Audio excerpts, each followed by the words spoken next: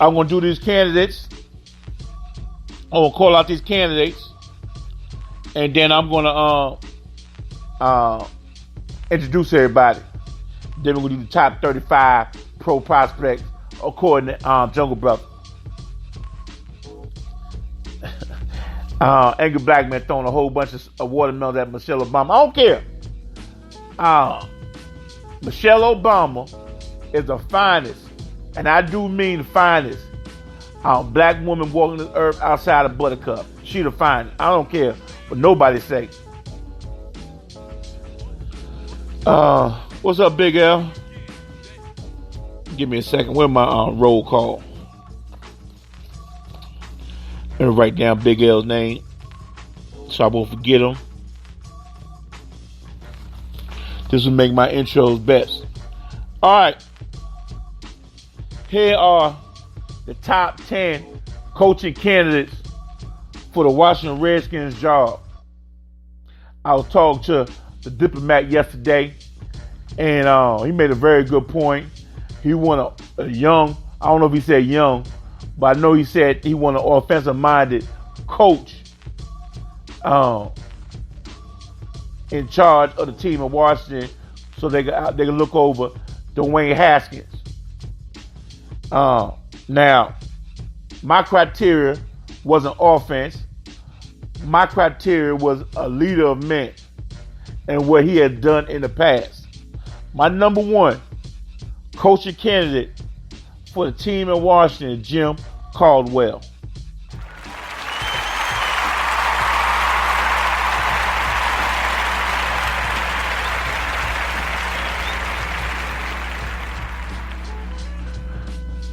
Jim Caldwell was offensive coordinator for Tony Dungy.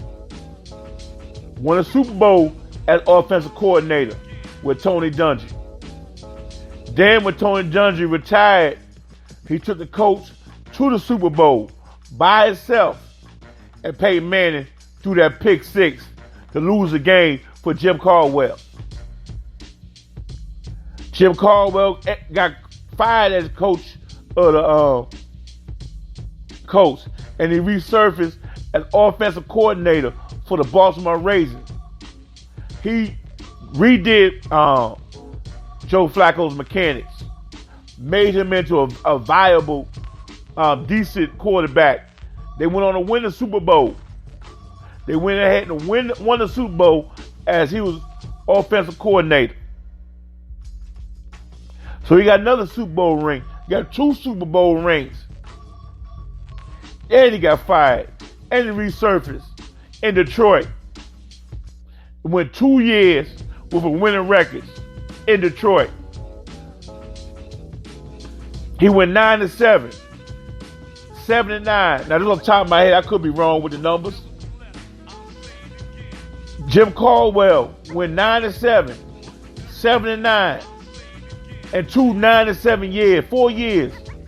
Only one had a losing record as Detroit Lions head coach. I put Jim Caldwell record as Lions head coach up against anybody. Second up, my number 2 coaching candidate for that Washington job is Marvin Lewis.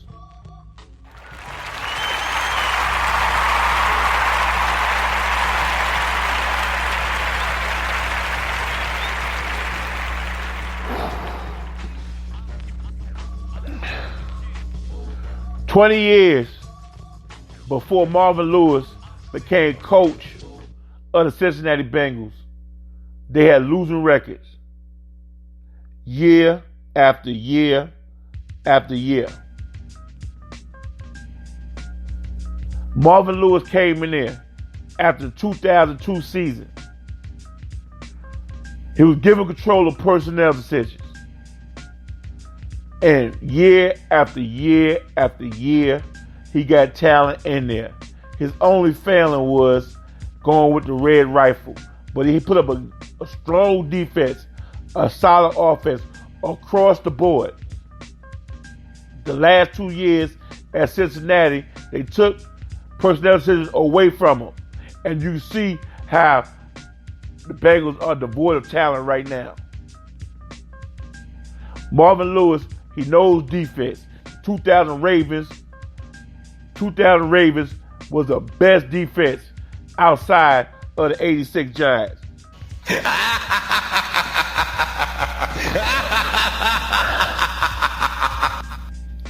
The top five defenses of all time was the 86 New York Giants, the 1978 Pittsburgh Steelers, the 2000 Baltimore Ravens. Now, hold up, Jungle. The 1986 New York Giants, the 1985 Chicago Bears, the 1978 Steel Curtain, the 2000 Baltimore Ravens, and the 1975, or was it 76? One of those people, purple eating teams, as the top five defenses ever. Giants had the best defense, better than the 85 Bears.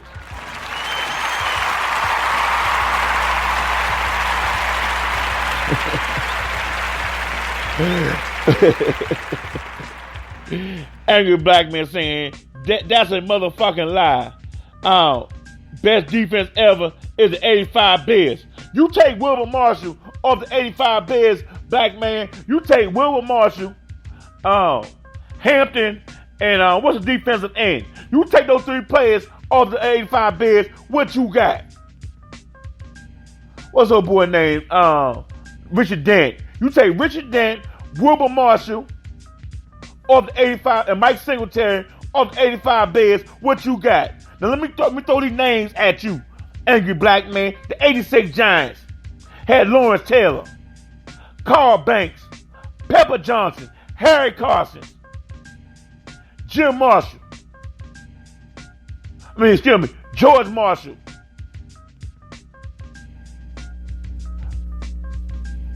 What's the nose guard name? That's 5 Hall of Famers right there, Angry Black Man. Y'all only got 3. I think I've challenged anybody to come up with a better linebacker core than Lawrence Taylor, Carl Banks, Harry Carson, and Pepper Johnson. I dare anybody. I'll wait. Number 3 on my list of top 10. Angry Black Man said Harry Carson was 106 years old on the 86 Giants. That's a lie. That's a damn lie, Black Man.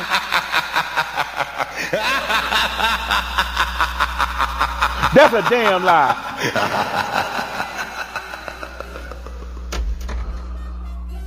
That's a damn lie.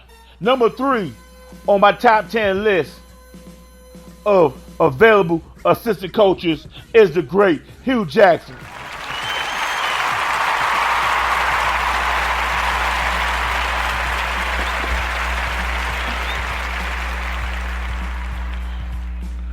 Best thing I want to say about Hugh Jackson, and I want to keep it moving. Everywhere Hugh Jackson went, he had a damn black quarterback. Oakland Raiders, he had Jason Campbell. He had George Johnson when he was Cincinnati. Got the job with Cleveland. First thing he did was sign RG3. He drafted Deshaun Kaiser. Everywhere he went, he had a damn black quarterback. So you can't say Hugh Jackson don't look at the black quarterback. That's my number one thing I like about Hugh Jackson. I mean, going 0-16 with the Cleveland Browns, that's a reflection. That's a reflection on the Cleveland Browns, not Hugh Jackson. Number 3, Hugh Jackson.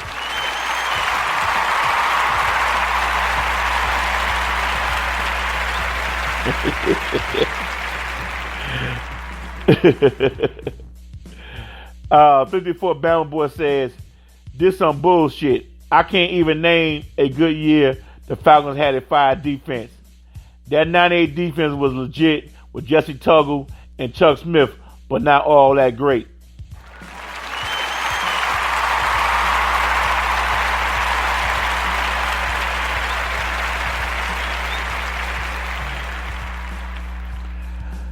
Free agent ready for life said, Hill Jackson, no.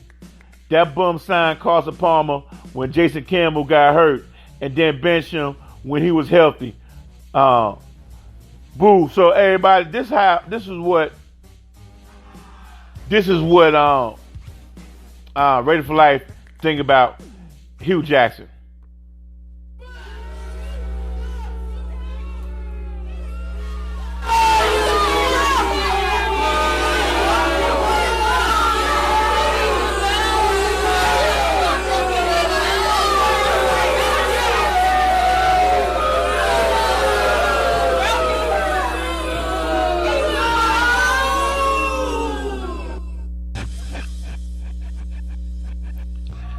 That's what Ready for Life think about Hugh Jackson.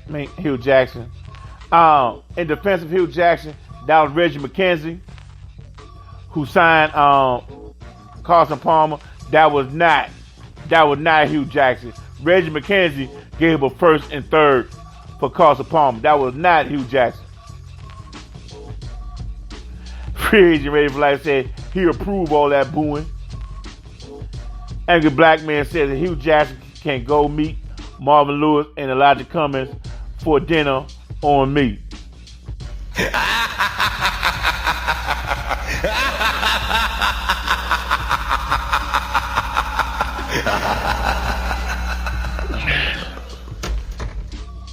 Number 4 on my list of top 10 available coaches for the team in Washington job is Eric Bieniemy.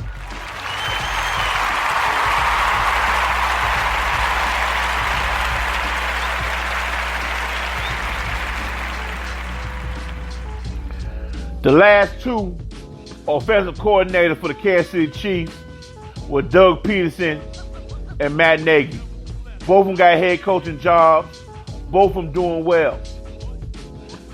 Andy Reid's coaching tree is looking decent, if not solid.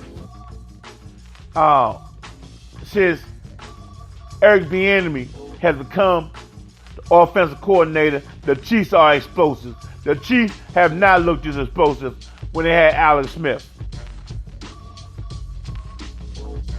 When the last time you seen a play by Patrick Mahomes and you be like, why Eric Bieniemy call that play?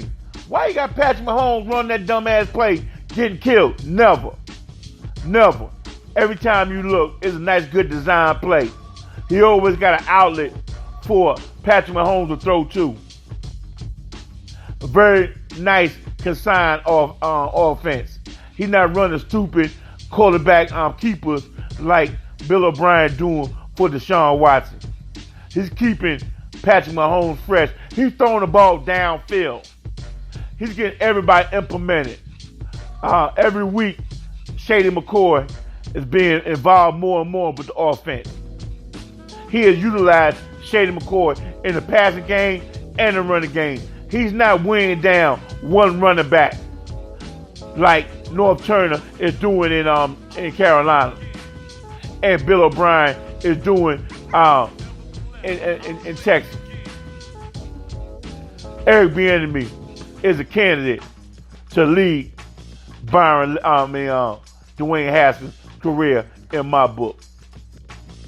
54 Bound Boy says, boo sound bites always have me dying laughing. Free agent Ready for Life said, nope, not true. Hugh Jackson was the offensive coordinator in Cincinnati for Carson Palmer. He pushed for it. He did not, Raider. That's a lie. That's a lie, Raider. That's a damn lie. That was all Reggie McKenzie.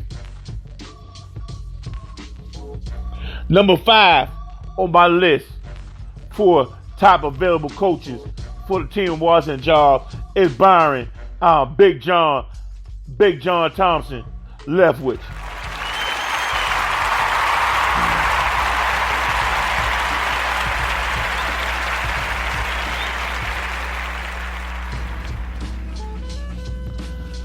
One thing I noticed about Tampa Bay offense is he utilizing the run. He using a 2-back system, and they run the ball, taking